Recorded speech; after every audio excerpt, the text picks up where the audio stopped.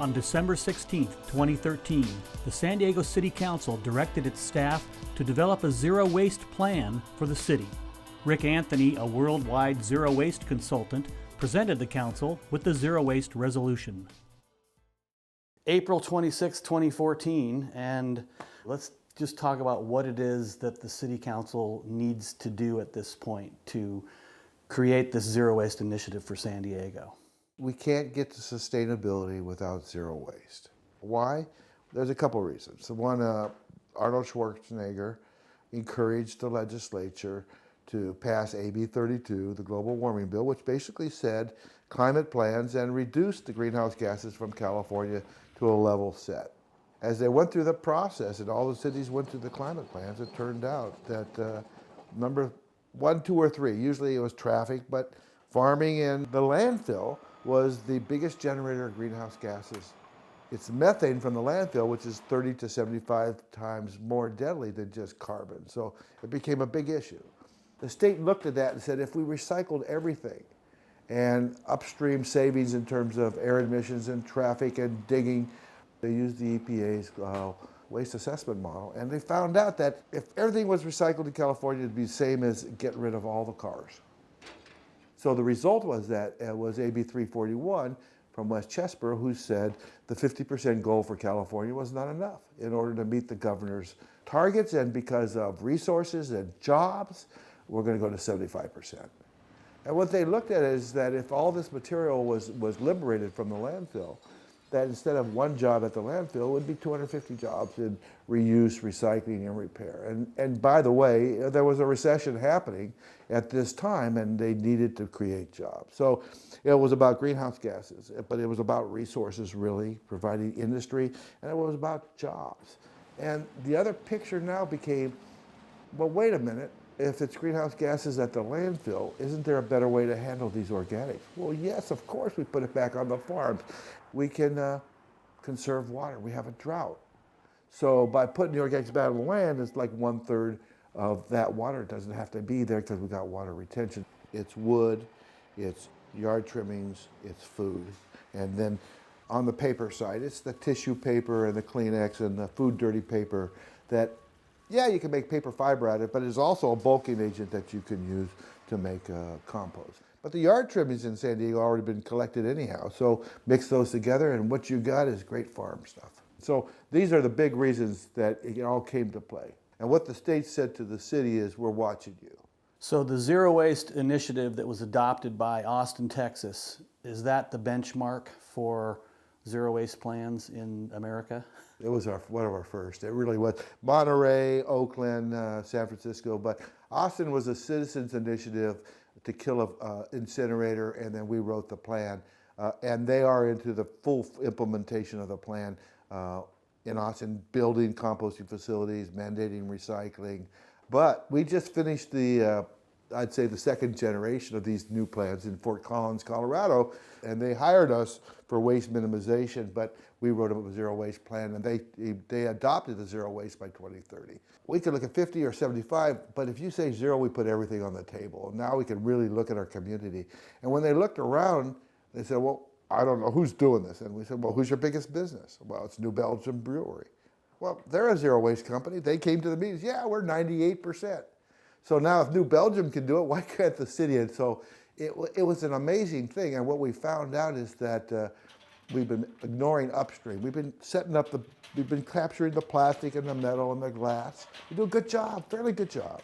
But what about the food? And what about feeding people? And what about the clothing? And what about reuse? And so now we're targeting back upstream because these are really economic generators in the community. Everybody participates in the dialogue. That's the other thing, is that we find out what people do and what they can do, and so everybody has a piece of this. So continuous improvement, because that's what we do. That's how we get to heaven. And so a zero waste plan for a city is massive. It's a long-term commitment. What are going to be the components? We would break up into reuse categories, all thrift stores, everybody who wants swap meets, all this stuff. Work out the category. My sense is ban all durables and reusables from the landfill, charge a tipping fee, then stores get them reused. We got enough clothing to clothe enough people in Mexico just from San Diego alone. My closet, my God. Then organics. The big piece here is half of what we have. The air board is saying, get it out of the landfill, do it by next year, or we're going to legislate it. Let's get a composting facility. Let's get the nurseries. Let's get the farmers. Let's make some rules here that allow us to have a couple composting facilities outside the county to feed our farms, and then remanage our organics. So that's the second one. The third one, recycling industries. We invite all the recyclers to come in, people to talk about. I'm going to make a stationery out of waste paper into new paper again. Found Stuff Paper Company actually does it. So where's the supply? Where's the demand? How do we make this all work together? And then the last one, special discards, take-back programs, and it gets bigger than that because there are rules we need to make that says that if you sell it in our community, it's not recyclable, it's not compostable, you need to take responsibility for what happens to that after it's done. And so those stakeholder meetings will be recorded. We will then put them into a report, and then the plan gets developed off that. What it really turns out to be in both Oceanside and Fort Collins was didn't have to increase the budget. Didn't have to increase the budget. You just have to change the way you're doing things. It's a matter of a few new rules. And we found in the city, as soon as the city said, yes, zero waste is the goal, the staff started smiling again because everything was now available. They say, oh, that needs to be recycled. Oh, you shouldn't have that anymore. We should work on a purchasing policy, those kinds of things. The concept of product stewardship is part of a zero waste plan as well, and that is redesigning things at the front end so that when they're done, they either come back to the company or they're recyclable or composted. Right. So I'll use baby diapers, my favorite. 6% of what we throw out. So in Oceanside, that's 6,000 tons of diapers. It's a problem. You bury them in a landfill. Is that what you build a landfill to diapers? No, you redesign that product so that it's compostable or recyclable, period. That's what you do. And so it's about time on this planet we start looking at stuff and saying, oh, it has a half-life of 100 million years? Well, no, you can't do that. It's got to be recyclable. And in cradle to cradle, that's what McDonough says. There's an organic side that goes back to the land because that's our evolution. But the technical side, that has to go back into the product. Understanding that Earth is an island, Easter Island was an island, Nantucket is an island, and they're mining their landfill for things. And so we have to get to the point where we understand that, and it's a culture change. So now let's get into the conversation of what does this zero waste initiative in San Diego mean to Joe Citizen? What San Diego citizens have seen since 1990 has been a 25% recycling goal, and then the implementation of curbside collection in 2000. And people have got their blue bins and their black bins, and in 75% of the town they've got their green bins for the yard materials. And so most people in San Diego have a good feel for recycling. So what happens now, we all say, well, why can't I recycle this? And it really comes down to that stupid 1913 ordinance, which basically, in the beginning, was a great deal. Was said to the pig farmers, we want your putrescibles to feed the pigs, and we're going to sell the pigs to the city, and we'll collect them. Well, it was changed in 1985 to say not putrescibles, not food, waste. And what that did is made the city provide free garbage service for everybody, for everything. And by the way, in that old ordinance, we had the right to charge for service. In 1985, when they changed the ordinance, they took that away. So what we're sitting is an ordinance that says it's all waste and the city gets it all, and single families don't pay anything, and multifamilies and commercial properties do. It's really unconstitutional, but if we sued the city and made them do it for everybody, it would bankrupt the city. It's $50 million out of the general fund every year. So what's coming up in this ordinance is to involve the community into the decisions about how do we make this thing work, how do we create jobs, and how do we pay for it. And the answer, of course, is to change the ordinance one more time and say, pay as you throw. So a pay-as-you-throw system allows the city to charge a different price for the blue bin, the green bin, and the black bin. Everybody, property owner, pays for it. The rules are the same for everybody. That finances the whole system by itself, creates $50 million for the parks and the cops and the libraries to get back on track. It's equitable. It's better than making just single families not pay and everybody else. And when we sat down to the Taxpayers Association and explained this thing, the single family owner said, well, we want to go pay as you throw. We don't like the fact that everybody can waste as much as we want, and there's no penalty for that. But what's going to happen through this whole dialogue is that we're going to show all the things that we really want to do, all the great benefits, $80 million of new money into the economy, plus the $50 million of savings is going to be really good for San Diego, and people are going to want to do this. And this will allow the politicians to feel comfortable to put it on the ballot. How is the mindset, the culture, what's going to happen to these people that live in this city? So I think the basic instinct to want to hunt and gather and share, barter, is going to be enabled by giving more opportunities, by making it available. That is, if you had an aluminum can that you had your drink in and you wanted to recycle, and you were in the mall, you would see a recycling bin. If you wanted to get rid of your clothing that you had too much because you got thin, you wanted to give it away, there'd be a pickup. You could either call a charity or there might be some other way to do it. So, but it'd be easy. It's the same thing with your sofa and your old chairs. Everything that you want to get rid of to make your life a little bit easier so you can get more stuff would be available for you to do it. And it wouldn't cost us any money.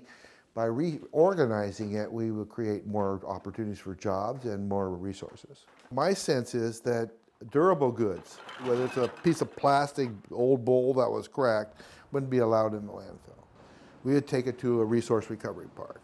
I'd actually set up repairs industries within it to fix things, and they would be allowed to pick through this stuff and pick this stuff out. We'd capture this value in an organized manner and then allow the different entrepreneurs to come in. It's not the American dream to own a home. The American dream is to own your own business.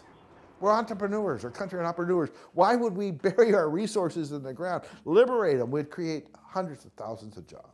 There's a technical side to make it available, and secondhand, there's a consumer side, because look at, we buy this stuff.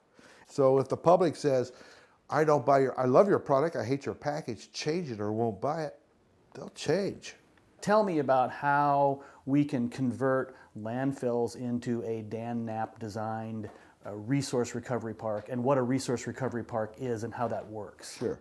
All right, so what we have is, since 1970, is this terrible experiment of putting garbage in the ground. What was that? Just put dirt on top of the organic stuff so there won't any breed birds and flies. We put the first sanitary landfill together in Fresno, California, 1950. I went to work in Fresno, I know the story.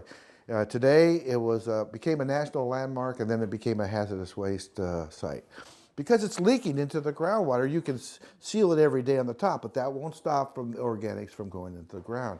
And then it started making methane, and they started being able to have to capture it, because if the methane goes off the site, it blows up people's homes, so they had to put trenches around the landfill, capture that methane. And in those energy crisis days of the mid-'80s, it was giddy. We looked at 10% energy increase every year as we factored out 20 years in the future. Okay, long story. But the fact is, we have all these landfills that have been permitted all through, and they have garbage in them, and they have been buried. And the only way you remediate an old landfill is you have to dig it out. So here it is. So you put all this time in it. My sense is these are where the composting facilities go. What Dan did, for you viewers out there, Dan is a sociologist with a PhD in 1980, worked for the government, and then got a job in Berkeley at the landfill sorting garbage. So what are you sorting? Well, we're sorting for sale. So he started sorting paper, metal, glass, came up with these 12 categories, but he realized in each category there was stuff that he could sell in itself. It may have been a textile, but it was a nice jacket. So he set up a little shop in front of the landfill. And the shop now is 200,000 square feet.